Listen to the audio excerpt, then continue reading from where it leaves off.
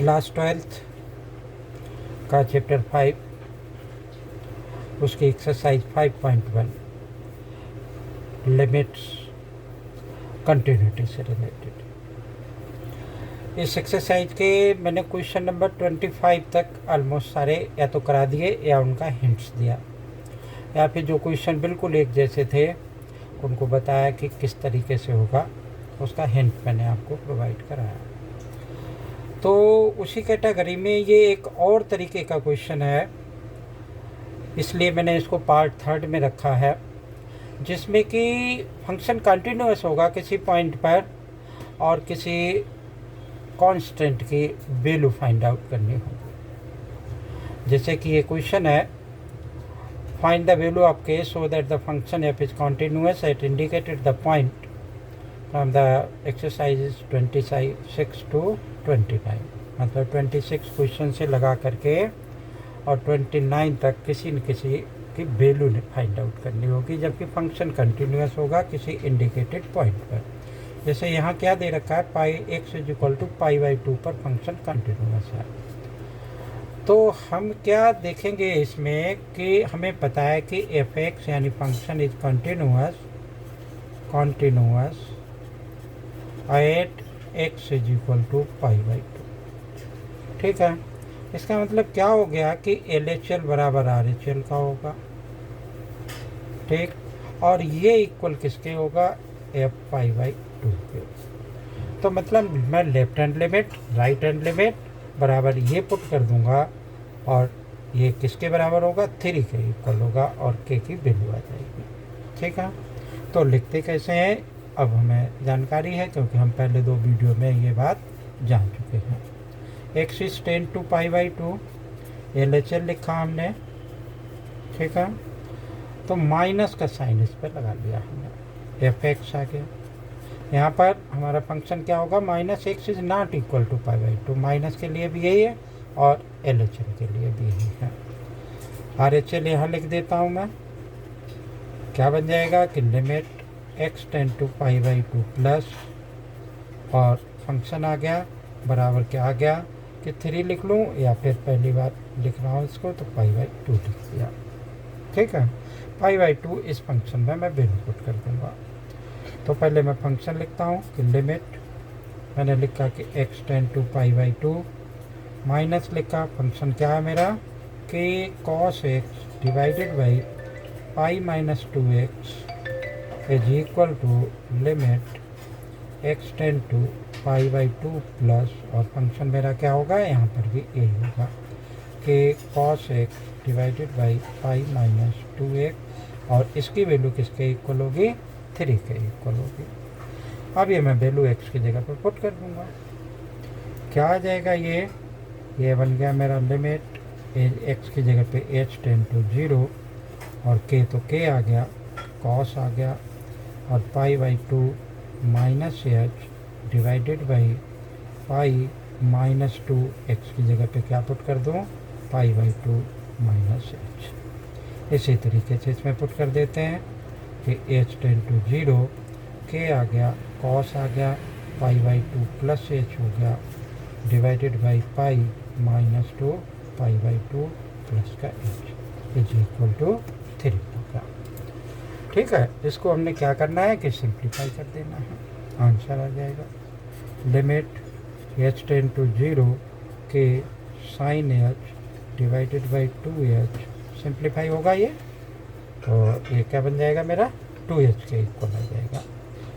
ठीक है, is equal to limit h tend to 0 और minus k cos pi plus theta, minus होता है ना, तो ये माइनस माइनस के हो गया, और cos 90 plus theta sine theta होता है, माइनस साइन थीटा यानी, तो ये h आ गया, और ये नीचे क्या आ गया, सिंप्लीफाई इसको 2h आ गया, 2π आ गया।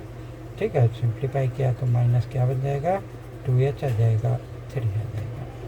अब इसमें h टेंड टू 0 की मैं वैल्यू डाल दूँ। ठीक है, तो ये बन k/2 तो यहाँ आ गया, k/2 h by sine h अपन में h बन के इक्वल होता है तो 1 हो गया, तो k/2 आ गया, ये माइनस से माइनस ये कैंसिल हो गया, इसी तरीके से ये क्या आ गया k/2 is equal to 3, k is equal to कितना आ गया 3 2 या 6, तो k की वैल्यू आ गई मेरी ये। तो ये क्वेश्चन नंबर था 26। ठीक है, नेक्स्ट क्वेश्चन देखते हैं। नेक्स्ट क्वेश्चन में लिखा हुआ है कि F x is equal to, यानी क्वेश्चन नंबर 27 है ये, लिखा हुआ है कि F x is equal to के एक्स का स्क्वायर और 3 if x is less than equal to 2, if x is greater than 2, at x is equal to 2। तो बिल्कुल पीछे वाले क्वेश्चन की तरह है। क्या लिख लेंगे कि हमारा फंक्शन कॉन्टीन्यूअस है at x is equal to 2 पर, तो एल एच एल बराबर क्या हो जाएगा आर एच एल हो जाएगा, और बराबर किसके आ जाएगा, बराबर आ जाएगा F2 के बराबर। F2 की वैल्यू कितनी है 3, एल एच एल में माइनस करके लिख लेंगे यही आ जाएगा, आर एच एल में भी यही आ जाएगा। तो इस तरीके से वैल्यू डाल देंगे इसकी और ये आंसर आ जाएगा इसका। ठीक है, क्वेश्चन नंबर 28 देखते हैं क्या कह रहा है ये। 28 में लिखा हुआ है कि F x is equal to के एक्स प्लस का 1 और कॉस एक्स, ये आया, और कह रहा है कि F x is less than and equal to pi और F x is greater than pi, at x is equal to pi पर मुझे इसको, क्योंकि कॉस इसमें दे रखा है इसलिए हम थोड़ा सा इसको चेक करके देखेंगे। तो हमें क्या गिवन है इसमें कि फंक्शन कॉन्टीन्यूअस है, continuous at x is equal to pi पर, ये कॉन्टीन्यूअस है। ठीक है, तो लेफ्ट हैंड लिमिट ले लें इसकी, एल एच एल आ गया, ये क्या बन जाएगा कि limit x tend to pi और माइनस हो गया एफ एक्स आ गया। आर एच एल लिख लें भाई, फंक्शन कॉन्टीन्यूअस है तो आर एच एल इसके इक्वल होगा, तो ये क्या बन गया limit x tend to pi plus हो गया एफ एक्स आ गया। ठीक है, और ये इज इक्वल टू क्या लिख लूँगा मैं पाई पर कॉन्टीन्यूअस, तो ये पाई के बराबर हो गया, तो बराबर वाले साइन में मैं इसकी वैल्यू पुट कर दूँगा। ठीक है, तो ये आगे क्या बना मेरा, this is equal to limit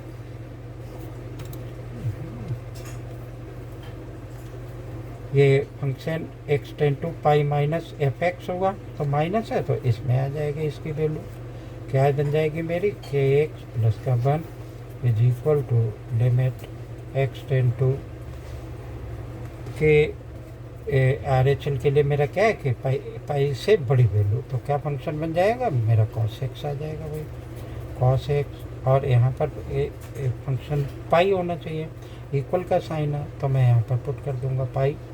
ठीक है ना, तो ये क्या बन जाएगा मेरा के पाई आ जाएगा प्लस का 1 आ जाएगा। ठीक है, ये आसानी से सिंप्लीफाई हो जाएगा। यहाँ पे मैं क्या लिखना भूल गया कि एक्स टेन टू, पहले एक्स टेन टू लिखूँ, x tend to pi minus. ठीक है, एच में कन्वर्ट कर देता हूँ, अब इसको एच में कन्वर्ट करूँगा वैल्यू पुट कर देंगे, आंसर आ जाएगा। तो के आ जाएगा, पाई माइनस भी डालोगे तब भी वही आंसर आएगा इसमें। तो मैंने क्या लिख दिया के पाई लिख दिया और प्लस का 1 लिख दिया, ये क्या बन जाएगा कॉस पाई बन जाएगा, इज इक्वल टू क्या आ जाएगा के पाई प्लस का 1, यानी ये भी इसके इक्वल ये भी इसके इक्वल। तो मेरा क्या बना है, ये 1 से 1 कैंसिल हो जाएगा, के पाई से के पाई कैंसिल हो जाएगा, तो ये ठीक नहीं, हमने क्या लिख दिया cos pi is equal to k pi plus का 1। ठीक है, तो अब मैं क्या देखूं कि कॉस पाई किसके बराबर होता है -1 के, तो के पाई और प्लस का 1।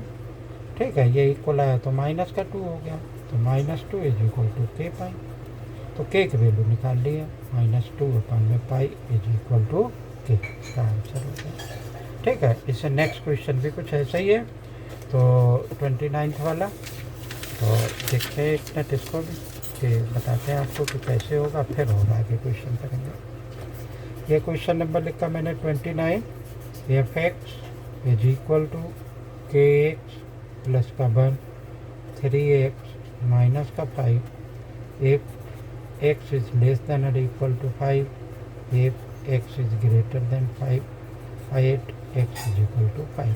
फंक्शन हमारा 8x इज इक्वल टू 5 पर कंटिन्यूअस है, और ये आसानी से वैल्यू आ जाएगी। एल एच एल में ये ले लेंगे, आर एच एल में ये ले लेंगे, और x इज इक्वल टू 5 में यहाँ पर 5 डाल देंगे, 5k प्लस का 1 इक्वेट कर देंगे, आंसर आ जाएगा। ठीक है, तो नेक्स्ट क्वेश्चन देखते हैं, क्वेश्चन नंबर 30। ये भी कुछ इसी टाइप का क्वेश्चन है कि find the values of a and b such that the function, ये पेपर में कभी कभी आया है। इसमें फंक्शन हमारा लिख लेते हैं पहले क्वेश्चन, तब बताते हैं कि फंक्शन कहाँ कहाँ ब्रेक हो रहा है और क्या क्या आपने अप्लाई करना है। X plus 5 21, if x is less than or equal to 2, if 2 is less than or equal to x is less than 10, if x is greater than 10। तो फाइंड द वैल्यू, ये इसने कहा फंक्शन कंटिन्यूअस है, ठीक है। तो हमें क्या दिखाई दे रहा है, एक तो x इज इक्वल टू 2 पर और x इज इक्वल टू 10 पर। इन दो जगह मुझे फंक्शन को चेक करना है और फंक्शन कंटिन्यूअस है, इसलिए इसने कहा कि कंटिन्यूअस है तो f2 एक होगा और एक f10 होगा, ठीक है ना। f10 जब भी पुट करेंगे तो 21 वैल्यू डाल देंगे, f2 जब पुट करेंगे तो 5 वैल्यू डाल देंगे। तो दो हमारी इक्वेशंस बन जाएंगे। तो दो इक्वेशंस बन जाएंगे, उनसे a और b का क्या हो जाएगा, वैल्यू आ जाएगी, ठीक है। बताते हैं लिख करके इसको कि हम पहले क्या हमें दे रखा है कि फंक्शन कंटिन्यूअस है at x is equal to, तो हम पहले किस पर, एक्स इज इक्वल टू 5 पर कंटिन्यूअस है ये, सॉरी एक्स ये वाला कोई एक्स इज इक्वल टू 2 पर ये फंक्शन कंटिन्यूअस है। तो मैंने 2 पुट करके देखता हूँ इसमें। तो मैंने लिखा है at x is equal to 2। तो अगर एक्स इज इक्वल टू 2 पर कंटिन्यूअस है तो ये LHL बराबर किसके होगा, RHL के, और बराबर किसके होगा, f2 के बराबर होगा। LHL में मैं क्या लिख लूँगा, मतलब एक्स की वैल्यू 2 से कम, तो मेरा 5 ही होगा सिर्फ उसका आंसर, तो मैं यहाँ पर 5 आ जाएगा। RHL में 2 से बड़ी, यानी 2 से बड़ी की वैल्यू के लिए मेरा क्या आ जाएगा, ये आ जाएगा, ठीक है। तो 2 से बड़ी वैल्यू के लिए मैंने क्या लिख लिया कि ax प्लस का 5, और x इज इक्वल टू 2 पर फिर 5 पर लिख लूँगा, इज इक्वल टू 5 आ जाएगा, ठीक है। तो क्या बन जाएगा, अब ये यहाँ पर मेरा x की जगह क्या आ जाएगा, LHL में जब मैं लिमिट पुट करूँगा तो मेरी limit x is equal to 2 है, तो मैं यहाँ पर 2 पुट कर दूँगा, तो ये क्या बन जाएगा, 2a plus 5 is equal to 5। ये b लिखा हुआ बेटा, ऊपर क्वेश्चन में लिखा है ना find the value of a and b, तो मैं सोच रहा b तो दिखाई नहीं दे रहा इसमें। तो 2a plus b is equal to 5, ये मेरी क्या बन गई, एक इक्वेशन बन गई, ठीक है। दूसरे इक्वेशन के लिए मैं क्या करूँगा, 2 से बड़ी वैल्यू, मतलब फंक्शन 10 पर मैं चेक करूँगा। तो 10 पर फंक्शन जब मैं चेक करूँगा तो x इज इक्वल टू, मतलब 2 से बड़ी वैल्यू x की और 10 से छोटी, तो LHL में ये आ जाएगा और RHL में मेरा ये आ जाएगा, ठीक है। तो यहाँ पर x की जगह पर मैं क्या पुट कर दूँगा, 10 पुट कर दूँगा, तो 10a प्लस b हो जाएगा, यानी 10a प्लस b, और ये इक्वल किसके आ जाएगा, RHL में 21 है। तो हमारे पास अब ये दो इक्वेशंस बन गई, और इन दो इक्वेशन से a और b को हम आसानी से क्या कर सकते हैं, वैल्यू फाइंड आउट कर सकते हैं। सिंपल सी इक्वेशन माइनस कर देंगे, ये कैंसिल हो जाएगा, और 2a माइनस 10 माइनस 8 है, इसमें से ये 16 आ जाएगी, इस तरीके से वैल्यू आ जाएगी, ठीक है। क्वेश्चन नंबर 31 कह रहा है कि so that the function affects, थोड़ा सा अलग तरीके का क्वेश्चन, कॉस और x का square is a continuous function, is a continuous function, ये बात मुझे गिवन है, ठीक है। तो देखो इसमें दो कंपोजिट फंक्शंस मुझे दे रखे हैं, एक तो कॉस है और एक x का स्क्वायर है। वैसे तो कॉस भी कंटिन्यूअस होता है, एक्स स्क्वायर भी कंटिन्यूअस होता है, तो दोनों को मैं लिख सकता हूँ कि ये कंटिन्यूअस फंक्शन होगा, ठीक है ना। तो हम क्या लिख सकते हैं कि f is continuous in the combination, मतलब कोई कंपोजिट फंक्शन है तो कॉम्बिनेशन लिख लिया, कॉम्बिनेशन ऑफ g एंड क्या लिख ले, दूसरे का नाम ah लिख लिया, g और h दो मैंने मान लिया, ठीक है। तो अब gx बराबर मैंने लिख लिया कि cos x है, ठीक है, और hx बराबर मैंने क्या मान लिया इसको कि x का स्क्वायर है। तो अब देखो आप, ये भी कंटिन्यूअस है और ये भी कंटिन्यूअस है, इसका मतलब क्या होगा कि ये फंक्शन कंटिन्यूअस होगा। लेकिन मैं इसको लिखूँगा कैसे, या पहले ये इस तरीके देख लो, g ओवर h x आके, ये किसके बराबर होगा, g h x, ठीक है। और ये बराबर हो गया जी एक्स का स्क्वायर, और जी मेरा किसके कॉस के इक्वल है, तो ये किसके बराबर हो गया कॉस एक्स का स्क्वायर हो गया। ठीक है, इनको हम क्या कहते हैं कंपोजिट फंक्शंस कहते हैं। तो इस तरीके से हमें ये क्या दिखाई देता है कि इसने कहा कि ये दिखाओ कि क्या ये फंक्शन कंटिन्यूअस है, तो मैं कोई और इसमें एक रियल नंबर भी मान सकता हूँ, अदरवाइज ये यहीं से दिखाई दे रहा है कि ये फंक्शन कंटिन्यूअस है। ठीक है, तो no need to do the further. तो फंक्शन यहाँ से, क्योंकि कॉस और कॉस का ग्राफ अगर हम बनाते हैं तो इस तरीके से आता है, और एक्स स्क्वायर का बनाते हैं तो भी क्या होता है कि पैराबोलिक कर्व बनती है, तो दोनों कंटिन्यूअस है। तो ये क्या हो गया कि ये फंक्शन इसमें कंटिन्यूअस होगा। ठीक है, एक और देखते हैं question number 32। Show that the function f x cos x का एब्सोल्यूट वैल्यू यानी mod of cos x f x is equal to mod of cos x is a continuous function. ठीक है, तो मॉड ऑफ एक्स वैसे तो हम सभी जानते हैं कि मॉड ऑफ एक्स क्या होता है। मॉड ऑफ एक्स बहुत बार बताया कि माइनस एक्स, और एक्स एक जीरो भी लिख सकता हूँ, x is less than zero, x is equal to zero, x is greater than zero. ठीक है, तो ये भी क्या हो गया, एक कंबाइंड फंक्शन हो गया मॉड एक्स का और कॉस के साथ में, ये कंबाइंड फंक्शन हो गया यानी कंपोजिट फंक्शन है। ठीक है, तो मैंने क्या लिख सकता हूँ, ये फंक्शन जो है ना एक दूसरे फंक्शन के साथ कॉम्बिनेशन में है। तो मैंने वो दो कॉम्बिनेशन मान लिए कि लेट, जैसे पीछे वाले क्वेश्चन में था लेट जी एंड एच है वो दोनों। ठीक है, तो अब मैं इसको क्या लिख सकता हूँ कि एफ जो है किसके कॉम्बिनेशन में है, is equal to g over h के साथ में कॉम्बिनेशन है। यहाँ जी एक्स बराबर किसके बराबर है, मॉड एक्स के बराबर है। ठीक है ना, और एच एक्स किसके बराबर है, मेरा कॉस एक्स के बराबर है। ठीक है, तो अब मैं क्या देखूँ, ये भी कंटिन्यूअस है और ये भी कंटिन्यूअस है, तो इसका मतलब क्या होगा, ये कंटिन्यूअस फंक्शन होगा मेरा।